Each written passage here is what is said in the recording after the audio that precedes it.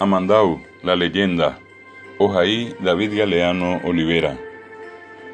En la gran selva americana, América Ka'awiwasupe, hace muchos años, Ima Imaité, vivió un inquieto niño llamado Amá.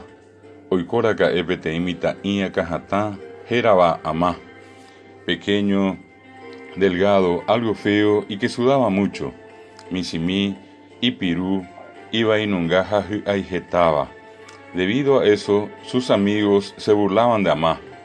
Upeare, Iñangiru Mimi Oñembojorillepi Amare, y le llamaban Taí, o le decían Seraí, o bien Amataí.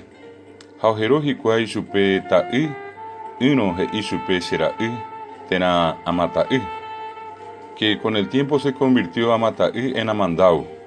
Geta Arajasariré, Amataí Oyejerokuri Amandau. Amá andaba por los espesos montes. Amá oicómica aguijo viúvare, y perseguía a aquellos amigos que se burlaban de él. Jaumuñayepi umiñan girun jese oñembojoribape, disparándoles con piedras, oyapichupe cuera itape.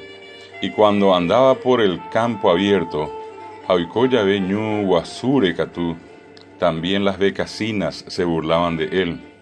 Abeí humilla caberé oñembojori jese. Y también a ellas Amá les disparaba con las piedras. Jabeí umíbape, Amá oyapimi itape.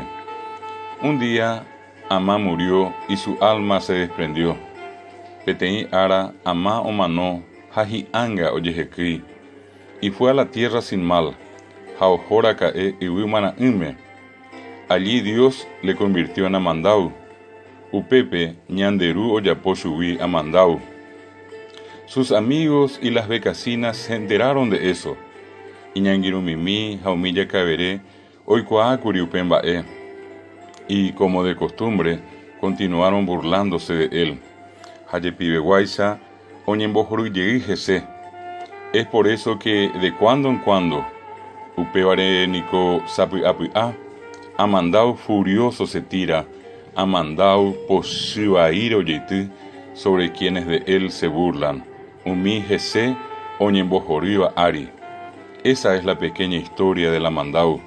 Upebangojina, Amandau rembiasacuen bukumi, como me relató mi madre, Shesi omombe uhawe shasheve.